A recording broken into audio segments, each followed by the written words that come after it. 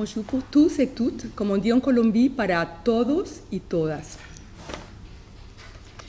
Je voudrais d'abord remercier Éric Fassin et toute l'équipe organisateur du colloque pour l'invitation qu'on m'a faite. C'est l'occasion de renouer des conversations de longue date avec des collègues français autour de l'intersectionnalité.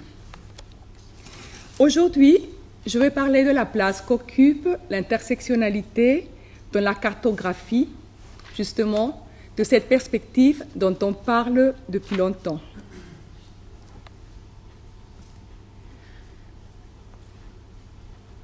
L'intersectionnalité est devenue l'expression qui désigne ces perspectives théoriques et méthodologiques qui, depuis quelques années, cherchent à rendre compte de la perception croisée ou imbriquée des relations de pouvoir. Cette approche n'est pas une nouveauté. Au sein du féminisme, il y a un accord sur cela. Et de fait, on a signalé que les théories féministes avaient abordé le problème avant de lui donner un nom.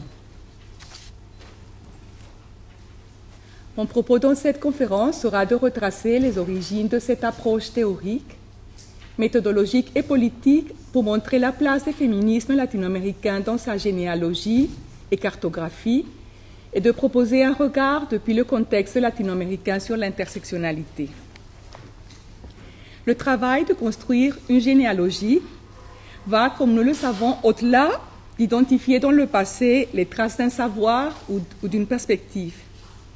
Il s'agit au contraire d'explorer la diversité et la dispersion des trajectoires, de différentes formes d'aborder l'entrecroisement de divers modes de domination pour comprendre la possibilité d'existence actuelle de cette approche. Autrement dit, il s'agit de montrer comment ont surgi les diverses histoires de son développement comme produit de rapports de force, y compris le conflit entre diverses positions à cet égard.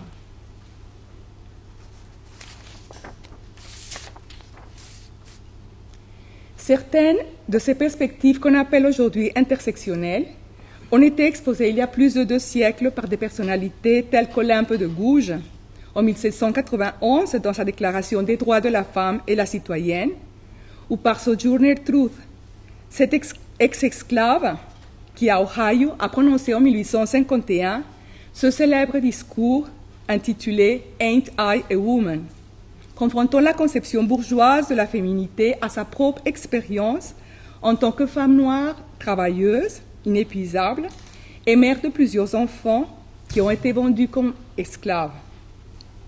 Il faut signaler aussi les propos tenus par William Du Bois dans Les âmes du peuple noir, quand il dit qu'il est dur d'être un homme pauvre, mais qu'être une race pauvre au pays des dollars est la pire des épreuves.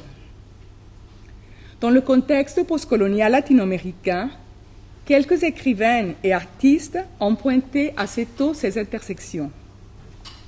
Dans la littérature péruvienne, Clorinda Mato de Turner dénonça dans un livre publié en 1899 les abus sexuels subis par les femmes indiennes de la part des gouverneurs et des curés locaux. Et au Brésil, on peut nommer le célèbre tableau cubiste intitulé A Negra de Tarsila do Amaral, qui représente une femme noire nue. C'est un fameux célèbre cadre qui a été fait en 1923. Et ce tableau a été interprété comme une allégorie de la place des femmes noires dans la société brésilienne. Et parmi les féminismes du XXe et du XXIe siècle, il faut nommer bien évidemment la Combahee River Collective, Angela Davis, Audre Lorde, Bell Hooks, June Jordan, Norma Alarcón, Chela Sandoval, Cherríe Moraga, Gloria Ansaldúa, Chandra Talpade Mohanty, Maria Lugones, qui s'exprimeront contre le biais de race et sexualité du féminisme hégémonique blanc. Le concept d'intersectionnalité lui-même a été élaboré en 1989 par l'avocate afro-américaine Kimberlé Crenshaw dans le cadre d'une affaire juridique qui opposait les travailleuses noires de la société américaine General Motors avec cette même compagnie.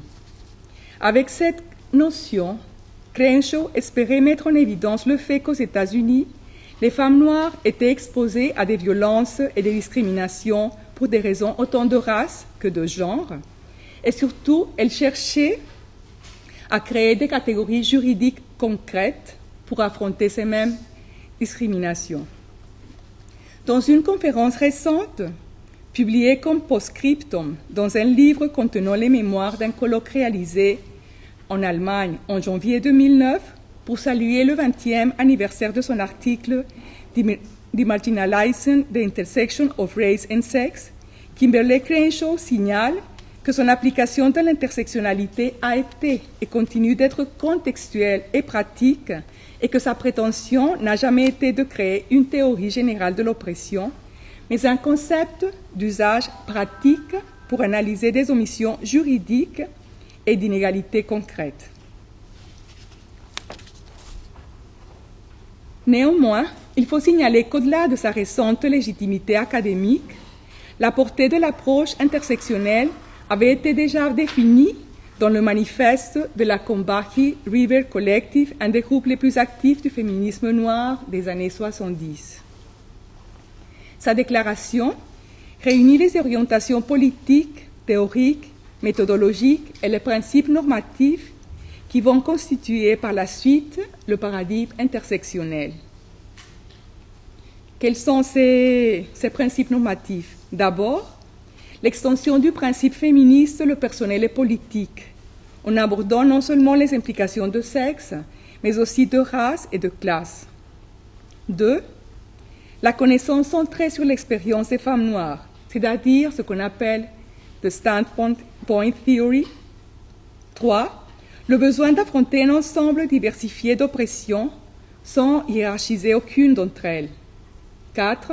L'impossibilité de séparer les oppressions qui ne sont pas seulement raciales, sexuelles ou de classe. En résumé, l'idée de l'imbrication des rapports de pouvoir n'est pas nouvelle, mais ce qui est relativement différent, c'est la façon dont le concept d'intersectionnalité a circulé dans divers contextes académiques et politiques, comme un des principaux axes des débats contemporains autour de la différence, la diversité et la pluralité. Dans le contexte académique anglophone, l'intersectionnalité est la métaphore féministe la plus diffusée depuis 10 ans pour parler d'identité ou d'inégalités multiples et interdépendantes. Au contraire, dans le contexte académique francophone et latino-américain, le concept a commencé à se répandre dans le domaine académique à partir de 2008 en tant que tel. Étant donné l'importance du marxisme comme matrice théorique dans la trajectoire académique et politique d'une grande partie des féministes latino-américaines, la différence entre femmes, perçue longtemps comme importante, a été celle de la classe sociale. Et la plupart des débats féministes des années 80 tournaient autour du degré d'autonomie souhaitable du mouvement féministe par rapport aux partis politiques, syndicats et mouvements de gauche. Néanmoins, depuis les années 80, les mouvements féministes ont mis en évidence l'absence de la question du racisme dans les débats politiques du mouvement féministe, comme on l'a vu lors de la deuxième rencontre féministe pour l'Amérique latine et les Caraïbes, qui s'est tenue en 1983 à Lima. Au Brésil, des activistes et des intellectuels comme Teresa Santos ont posé depuis 1960 la question des femmes noires au sein du Parti communiste brésilien. Entre-temps, les contributions d'autres femmes noires, universitaires, militantes et intellectuelles, comme la philosophe Lélia González, l'historienne Beatriz Maria do Nascimento, la pédagogue Sueli Carneiro, la sociologue Luisa Bayros, le médecin Jurema Werneck, ont été essentielles pour comprendre les spécificités qui caractérisent les relations entre la race, le sexe et la classe au Brésil. De même, les femmes indiennes de Chiapas au Mexique ont pointé le fait que les femmes latino-américaines n'étaient pas uniquement soumises à une domination masculine, mais aussi à des rapports de pouvoir en fonction de leurs appartenances ethnico-raciales. C'est pourquoi elles ont lutté simultanément pour l'autodétermination de leur peuple et pour leurs droits de femmes. Et si la plupart des organisations de femmes indiennes au Mexique ne se définissent pas comme féministes, et parce que le féminisme urbain et blanc métis ne se préoccupe pas suffisamment des problèmes de race et de classe qui structurent leur expérience quotidienne.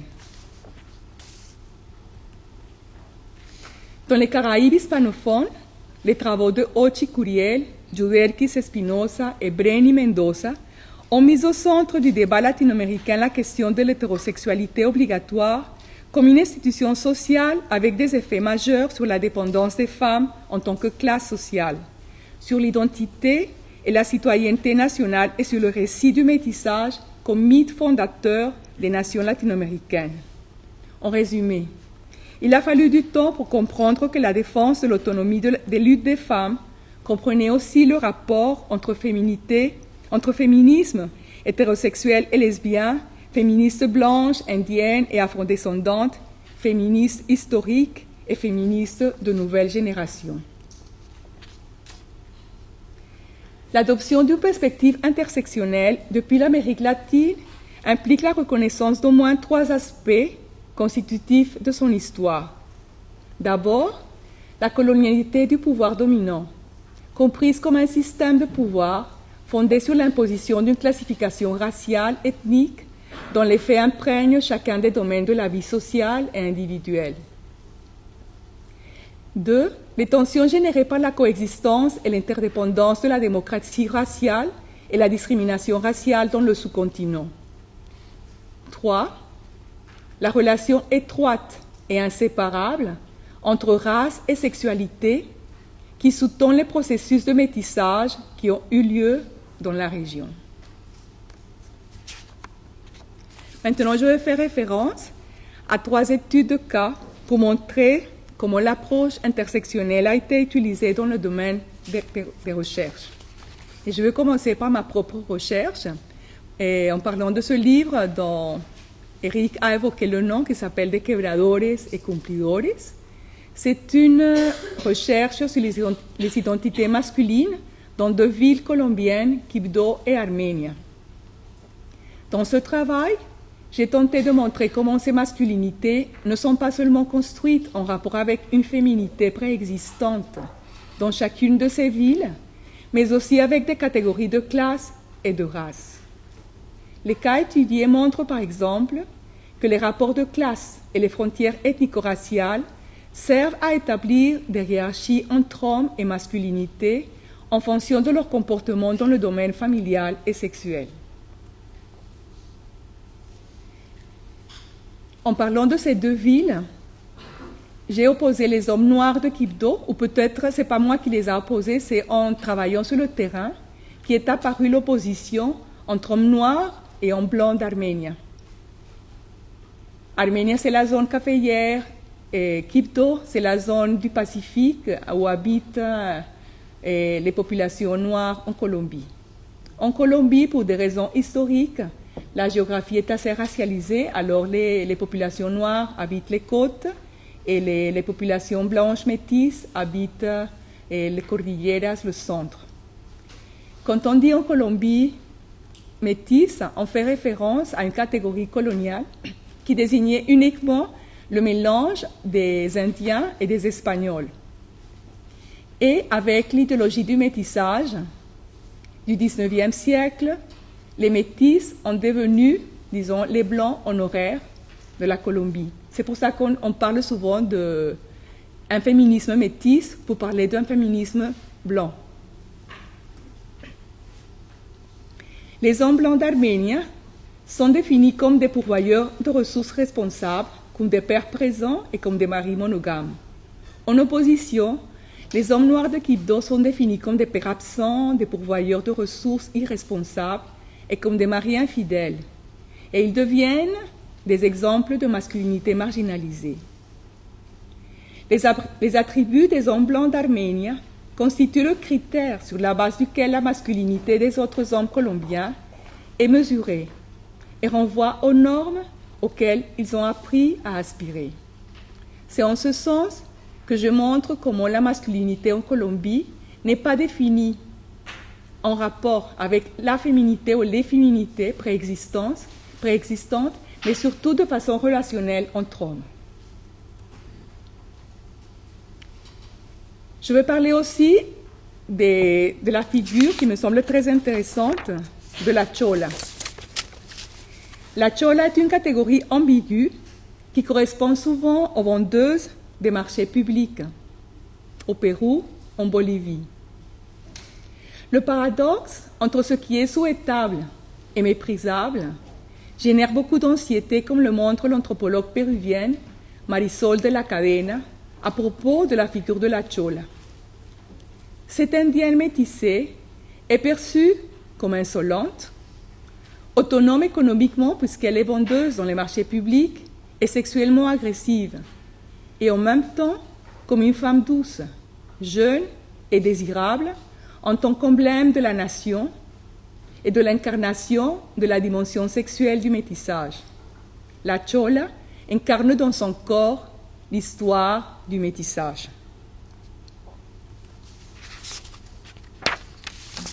Une autre anthropologue, cette fois hollandaise, Jelke Busten, montre dans le cas du Pérou des années 80-90 la figure de la chola comme l'incarnation de cette tension entre ce qui est perçu comme indigène ou comme blanc. Son côté blanc en fait une femme désirable, mais en même temps son côté indigène en fait une femme disponible pour le viol des hommes dans un contexte de guerre entre le sentier lumineux et l'armée. On voit dans cette étude comment la race engendre des hiérarchies sexuelles et morales entre femmes blanches, indiennes et métisses. L'ambiguïté de cette figure exprime la violente reproduction des hiérarchies raciales et sexualisées au sein de la société péruvienne.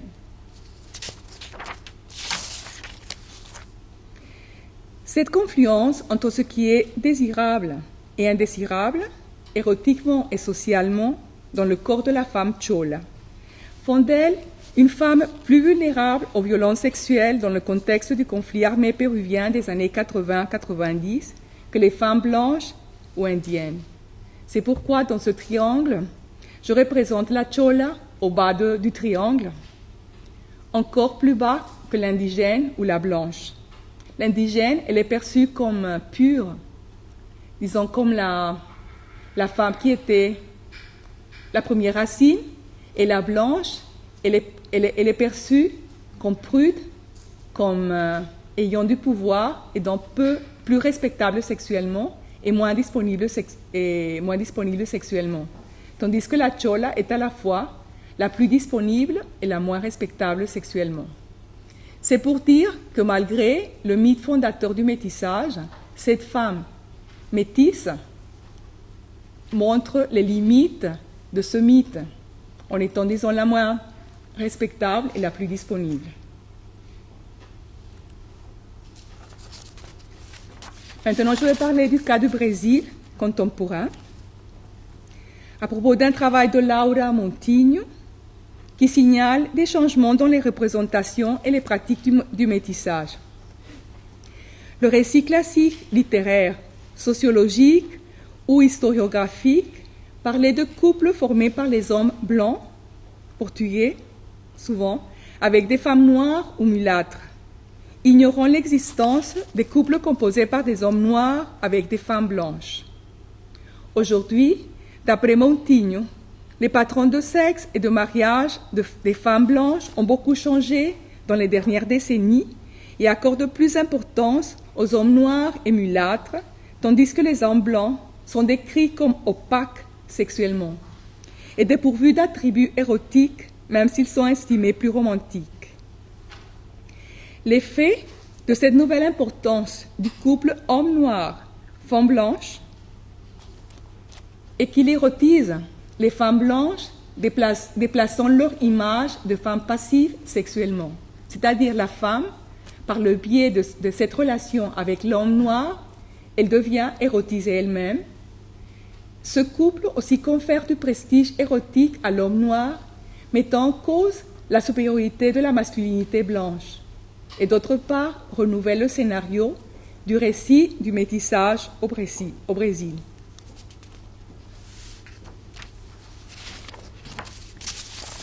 D'après Montinho, Les hommes noirs et mulâtres ont une présence érotique plus importante dans les récits de femmes blanches, dans les comportements sexuels et matrimoniaux qui ont beaucoup changé dans les dernières décennies au Brésil.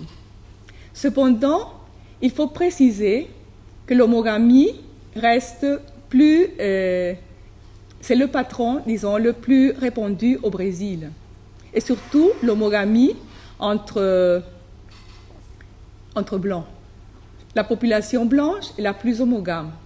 Après la population blanche, c'est la population noire qui est la plus homogame. Et les populations intermédiaires sont les moins homogames.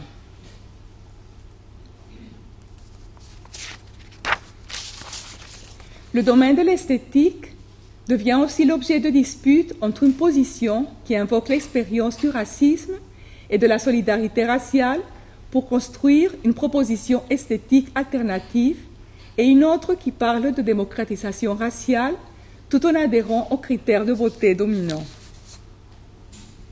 La beauté et le sexe peuvent être un motif de domination, mais aussi d'autonomisation. Les idées sur la démocratie raciale et le métissage peuvent agir comme des mythes qui occultent le racisme, mais en même temps comme des idées qui ont des effets positifs dans la vie quotidienne et la formation de l'identité de femmes noires et mulâtres. La récente explosion de produits et services esthétiques noirs au Brésil et la prolifération de publicités pour ce groupe de population révèlent cette tension entre une égalité dans la consommation produite par l'idéologie capitaliste libérale du libre choix individuel dans le marché et de l'autre côté une différenciation des classes moyennes noires comme cible spécifique du marché. Et on peut l'observer aussi dans l'essor des chirurgies esthétiques qui, par exemple, changent le nez des femmes noires. Cela dit, cette chirurgie n'est jamais présentée comme une chirurgie de blanchiment. Néanmoins, il y a quelques parties du corps qui sont plus liées à l'histoire raciale, comme la forme du nez, comme la texture des cheveux, comme la couleur de la peau. Et c'est sur ces traits qu'on intervient physiquement. Et l'image idéale de la mulâtre brésilienne est une femme qui a un corps de noir, mais un visage de blanche, ce qui montre combien ce métissage est un mythe.